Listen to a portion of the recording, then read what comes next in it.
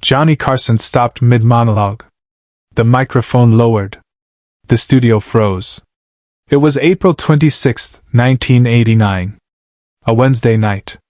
The Tonight Show was in full swing. 13 million Americans were watching from their living rooms. Johnny had just delivered a joke about Congress. The audience was still laughing. Doc Severinson's band was ready for the next cue. Ed McMahon was grinning from his seat. Then Johnny looked down at his desk. At a small white envelope that hadn't been there during rehearsal. His smile faded. Not gradually. Instantly. Like someone had flipped a switch inside him. He picked up the envelope. Turned it over. No name. No address. Just a single word written in shaky handwriting. Please. He looked toward the curtain. Lucille Ball stepped onto the stage. But this wasn't the Lucy America knew. This wasn't the woman who had made a nation laugh for 4 decades. This wasn't the comedic genius who had built an empire. This was someone else entirely. Her red hair was still perfect. Her makeup was flawless. But her eyes told a different story. They were tired. Heavy. Carrying something no amount of stage lighting could hide. Johnny stood. He didn't wait for applause. He walked around the desk and took her hand. The audience started clapping, but he raised his other hand. A gentle gesture. The applause stopped. The band went silent. Even the cameras seemed to hold their breath. Subscribe and leave a comment, because the most powerful part of this story is still ahead. How did we get here? Let's go back. 6 hours earlier. Burbank, California. NBC Studios. 3:47 p.m. Johnny Carson sat in his dressing room, going over the night's script. Standard Wednesday show. Monologue. Comedy sketch. Musical guest. Then Lucille Ball. It was supposed to be a light interview. Promoting her new project. Sharing some behind-the-scenes stories from I Love Lucy. Safe. Easy. Nostalgic. Fred DeCordova, the show's producer, knocked and entered. Johnny, we might have a situation. Johnny looked up. Fred never said situation, unless it was serious. Lucy's assistant just called. She wants to change the interview format. She says Lucy has something she needs to say. Something personal. Personal how? They wouldn't tell me. But the assistant was crying. Johnny set down his cue cards. He had known Lucy for 30 years. They had shared stages, award shows, charity events. He had watched her build Desilu Productions. He had seen her divorce Desi, navigate scandals, lose friends. But Lucy never brought personal things to his show. That wasn't her style. She kept the mask on. Always. Does she want to cancel? No. She specifically asked for you. Said it has to be tonight. Said it has to be live. Johnny stood and walked to the window overlooking the studio lot. The sun was setting. Golden light painted the buildings orange. Tell her yes. Whatever she needs. That's who Johnny Carson was.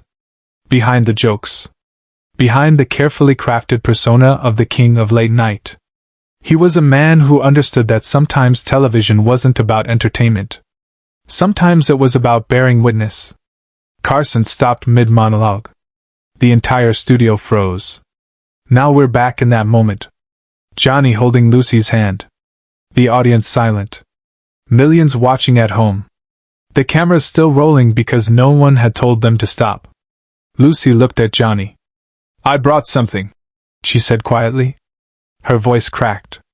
She reached into her jacket pocket and pulled out a letter. The paper was old. Yellowed at the edges. The ink had faded, but you could still see the handwriting. Neat. Careful. The handwriting of someone who knew how to write love letters. Desi wrote this to me in 1951, Lucy said. Right before we started filming the pilot for I Love Lucy. We were broke. The network didn't believe in us. Everyone said a Cuban bandleader and a redhead from New York couldn't carry a show. She unfolded the letter slowly.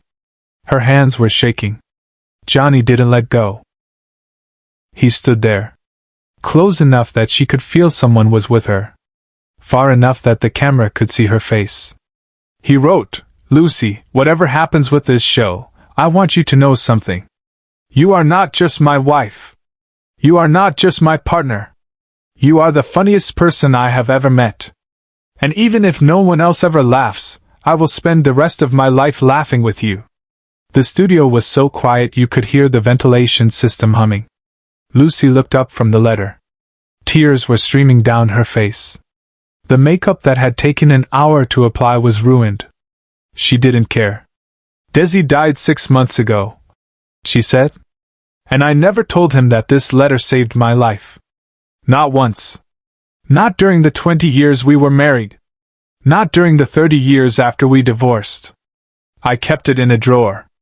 I read it every time I doubted myself. Every time I thought about quitting. Every time the world felt too heavy." Johnny's jaw tightened. Anyone watching closely could see it. The way he pressed his lips together. The way his eyes got glossy. He had interviewed presidents, movie stars, athletes, world leaders. But this was different. This wasn't an interview. This was confession. This was grief. This was Lucy finally taking off the mask. Backstage, he made a choice no producer would have ever allowed. Fred de Cordova was in the control room, watching the monitors. His hand was on the commercial break button. Standard protocol said, if a guest breaks down, cut to commercial. Protect them. Protect the show. But Johnny's voice came through his earpiece. "Fred. Don't you dare cut away. Johnny, I know what she's doing. Let her do it." On stage, Lucy continued. "I built an empire. I ran a studio. I made people laugh for 40 years. But I never learned how to say thank you to the one person who believed in me when no one else did. I never learned how to tell him that his love was the foundation of everything I built." She looked directly into the camera. Not at Johnny. Not at the audience. At America. At the 13 million people watching from their couches and kitchen tables. If you love someone, tell them. Don't wait. Don't think you'll have time later. Don't assume they know. Because Desi died thinking I had moved on. Thinking our life together was just a chapter one had closed. And I will spend the rest of my life knowing I let him believe that. The letter slipped from her hands. It floated down. Landed on Johnny's desk. He didn't pick it up. He just looked at Lucy. And then he did something no one expected. He pulled her into a hug. Not a polite Hollywood hug. A real one. The kind you give someone when words have run out. The kind that says, "I see you. I hear you. You're not alone." Lucy buried her face in his shoulder and sobbed. 38 years of holding it together came undone in front of millions of strangers. The audience didn't know what to do. Some were crying. Some were frozen. But then one person stood up. Then another. Then the entire studio was on their feet. Not applauding. Just standing. Bearing witness. Holding space for a woman who had spent her entire life making them laugh, finally allowing herself to cry. Doc Severinsen wiped his eyes with his sleeve. Ed McMahon's face was buried in his hands. The camera operators kept filming. Because they understood. This wasn't entertainment anymore. This was history. But this was the moment no one in the studio, nor anyone at home, ever saw coming. When Lucy finally pulled back, Johnny reached for the letter on his desk. He picked it up carefully. Like it was made of glass. Like it might dissolve if he held it too tight. He looked at it. Read the words Desi had written 38 years ago. Then he looked at Lucy. "Can I keep this?" he asked quietly. Lucy blinked. Confused. "What?" "This letter. Can I keep it?" "Johnny, that's the only copy." "That's? I know. That's why I'm asking." He stepped closer. Lowered his voice so only she could hear, but the microphones still picked it up. "Lucy, you think you never said thank you. But you did. Every episode of I Love Lucy was a thank you. Every time you made someone laugh when they were grieving or scared or alone, That was you saying thank you to Desi. You didn't waste his belief in you. You turned it into something that will outlive both of you. Lucy covered her mouth with both hands. Fresh tears came. But different ones. Not grief. Something else. Something lighter. I want to keep this letter, Johnny continued, because I want to put it somewhere safe. Somewhere it can remind people of what you just said. That love doesn't end when someone dies. That gratitude doesn't have an expiration date. And that it's never too late to say the things we should have said. He turned to the camera. Looked directly into the lens. We're going to take a break. But when we come back, I want every single person watching this to think about someone they love. Someone they haven't thanked. Someone they've been taking for granted. And I want you to tell them. Tonight. Before you go to bed. Call them. Write them. Show up at their door if you have to. Because Lucy is right. You don't know how much time you have. He nodded to Fred. The commercial break came. But in the studio, no one moved. Lucy sat down in the guest chair. Johnny sat across from her. The letter was still in his hand. They didn't speak. They didn't need to. The cameras came back. Johnny didn't do the usual post-break banter. He just looked at Lucy and asked softly, "What do you want people to remember about Desi?" And Lucy smiled. For the first time that night, she smiled. Not the Lucy Ricardo smile. Not the Hollywood smile. A real one. That he was kind. That he made me feel like I could do anything. And that he loved me even when I didn't know how to love myself. The rest of the interview was gentle. Quiet. Johnny asked about the good days. The laughter between takes. The way Desi would make her breakfast on Sundays. The time he surprised her with a trip to Cuba to meet his family. They talked about love not as a fairy tale, but as something messy and complicated and worth fighting for. When the show ended, Johnny walked Lucy backstage himself. The crew gave them space. In the hallway, under the fluorescent lights, Lucy hugged him again. "Thank you," she whispered. "You don't have to thank me." "Yes, I do. You let me be human tonight. That's the greatest gift anyone has given me in 40 years. Johnny smiled. Tired. Sad. But genuine. "Lucy, you've been making people human for 40 years. Tonight you just showed them it's okay to hurt. That's not a small thing. Share and subscribe. Make sure this story is never forgotten." 3 years later, Johnny Carson retired from The Tonight Show. In his final week, he was asked about his most memorable interview. He didn't mention presidents or movie stars. He mentioned Lucy. He mentioned that letter. He mentioned how television, at its best, isn't about making people laugh or cry. It's about making them feel less alone. The letter Desi wrote to Lucy is now in a glass frame in the Paley Center for Media in New York. Right next to it is a small placard that reads, "Love is not measured by how long you say it. It's measured by how deeply you live it." Lucille Ball died in 1989, just months after that interview.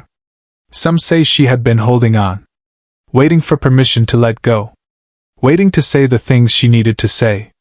And Johnny gave her that space. Not as an entertainer. Not as the king of late night. But as a human being who understood that sometimes the most important thing you can do is hold space for someone else's pain. That night changed television. Not in a loud way. Not in a way that won awards or broke ratings records. But in a quiet way. It reminded an entire generation that the people they watched on screen were not invincible. That comedy was often a mask for grief. That laughter and tears were not opposites. They were neighbors. Johnny never spoke publicly about what Lucy told him during the commercial break. He kept that conversation private. Sacred. But those who were there said he cried. Really cried. The kind of crying you do when you realize that life is short and love is fragile, and the only thing that matters is connection. And that letter? The one Desi wrote in 1951? It's still there. In the Paley Center. Behind glass. Thousands of people visit it every year. They read those words. They think about the people they love. They think about the things they haven't said. And sometimes, right there in the museum, they pull out their phones and call someone. Tell them. Thank them. Love them out loud. Because Lucy was right. You don't know how much time you have. And Johnny understood that the greatest gift you can give someone is the space to be seen. To be heard. To be human. That night, 13 million people watched Lucille Ball cry on national television.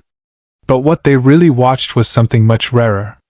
They watched two people who had spent their entire lives performing finally stop. Finally breathe. Finally tell the truth.